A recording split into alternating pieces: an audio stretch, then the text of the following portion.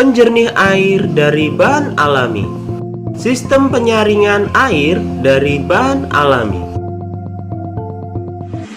Pengolahan air bersih sangat dibutuhkan demi kesehatan dan kelangsungan hidup manusia. Usaha ini sudah dilakukan dari dulu sampai sekarang. Tetapi akhir-akhir ini kondisi air sudah sangat memprihatinkan. Hal ini disebabkan oleh adanya polusi tanah yang diakibatkan oleh pembuangan limbah pabrik, terutama sampah anorganik dan sampah anorganik dari masyarakat. Penebangan pohon secara liar dan tidak terkendali tanpa memperhatikan keseimbangan alam juga berdampak pada kualitas air tanah.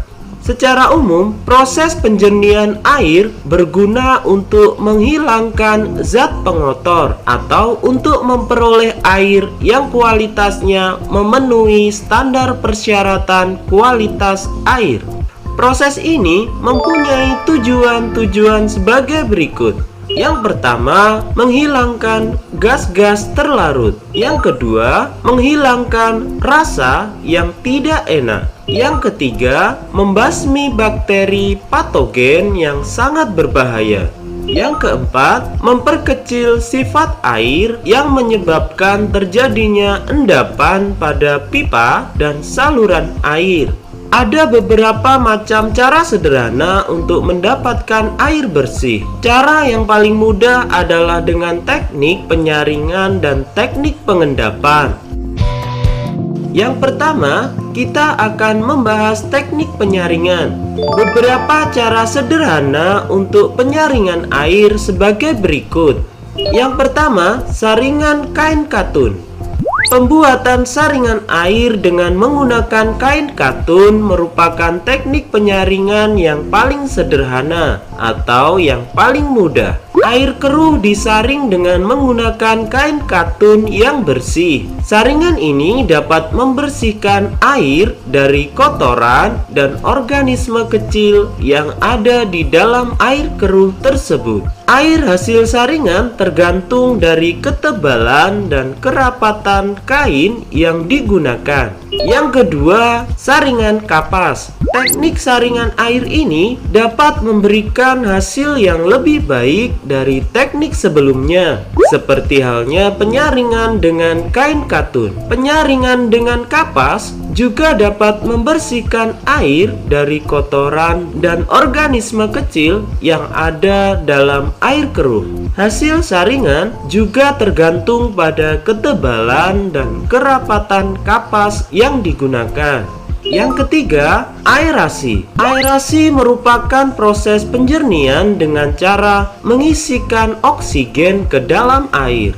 Dengan diisikannya oksigen ke dalam air, maka zat-zat seperti karbon dioksida serta hidrogen sulfida dan metana yang mempengaruhi rasa dan bau dari air dapat dikurangi atau dihilangkan. Selain itu, partikel mineral yang terlarut dalam air seperti besi dan mangan akan teroksidasi dan secara cepat akan membentuk lapisan endapan yang nantinya dapat dihilangkan melalui proses sedimentasi atau filtrasi. Yang keempat, saringan pasir lambat atau SPL. Saringan pasir lambat merupakan saringan air yang dibuat dengan menggunakan lapisan pasir pada bagian atas dan kerikil pada bagian bawah. Air bersih didapatkan dengan jalan menyaring air baku melewati lapisan pasir terlebih dahulu, baru kemudian melewati lapisan kerikil. Yang kelima, saringan pasir cepat atau SPC. Saringan pasir cepat seperti halnya saringan pasir lambat, terdiri atas lapisan pasir pada bagian atas dan kerikil pada bagian bawah. Namun arah penyaringan air terbalik bila dibandingkan dengan saringan pasir lambat, yakni dari bawah ke atas atau up flow, air bersih didapatkan dengan jalan menyaring air baku melewati lapisan kerikil terlebih dahulu sebelum melewati lapisan pasir. Yang keenam, Gravity Feed Filtering System.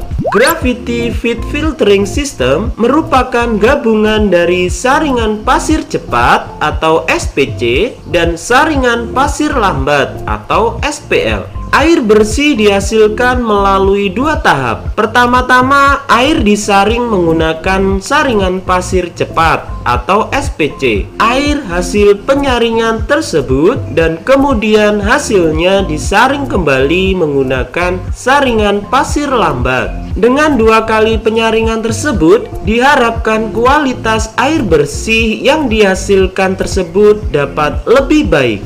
Untuk mengantisipasi debit air hasil penyaringan yang keluar dari saringan pasir cepat, dapat digunakan beberapa saringan pasir lambat. Yang nomor 7, saringan arang. Saringan arang dapat dikatakan sebagai saringan pasir arang dengan tambahan satu buah lapisan arang. Lapisan arang ini sangat efektif dalam menghilangkan bau dan rasa yang ada dalam air baku. Arang yang digunakan dapat berupa arang kayu atau arang batok kelapa. Untuk hasil yang lebih baik dapat digunakan arang aktif. Yang nomor 8, saringan keramik. Saringan keramik dapat disimpan dalam jangka waktu yang lama sehingga dapat dipersiapkan dan digunakan untuk keadaan darurat. Air bersih didapatkan dengan jalan penyaringan melalui elemen filter keramik. Beberapa filter keramik menggunakan campuran perak yang berfungsi sebagai disinfektan dan membunuh bakteri. Ketika proses penyaringan, kotoran yang ada di dalam air baku akan tertahan dan lama-kelamaan akan menumpuk dan menyumbat permukaan filter. Sehingga untuk mencegah penyumbatan yang terlalu sering, maka air baku yang dimasukkan jangan terlalu keruh atau kotor. Untuk perawatan saringan keramik ini dapat dilakukan dengan cara menyikat filter keramik tersebut pada air yang mengalir. Yang nomor 9, saringan cadas. Saringan cadas atau jempeng ini mirip dengan saringan keramik. Air disaring dengan menggunakan pori-pori dari batu cadas. Saringan ini umum digunakan oleh masyarakat desa Kerobokan, Bali. Saringan tersebut digunakan untuk menyaring air yang berasal dari sumur gali ataupun dari saluran irigasi sawah. Seperti halnya saringan keramik, kecepatan air hasil saringan dari jempeng relatif rendah bila dibandingkan dengan SPL, terlebih lagi SPC.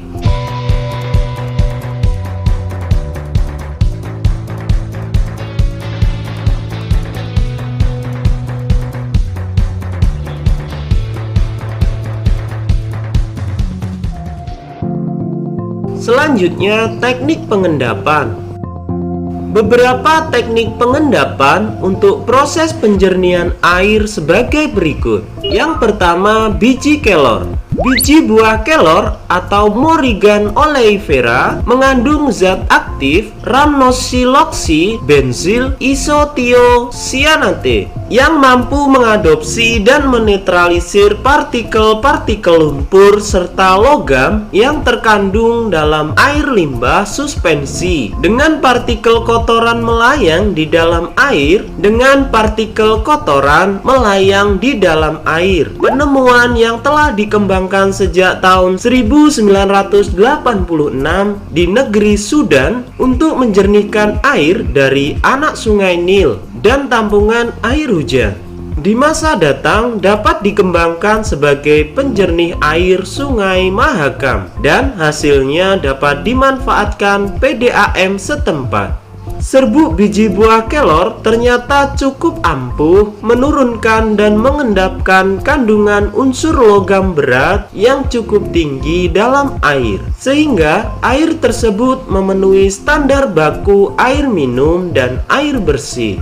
Yang nomor 2, tawas. Tawas berfungsi untuk memisahkan dan mengendapkan kotoran dalam air. Lama pengendapan sekitar 12 jam.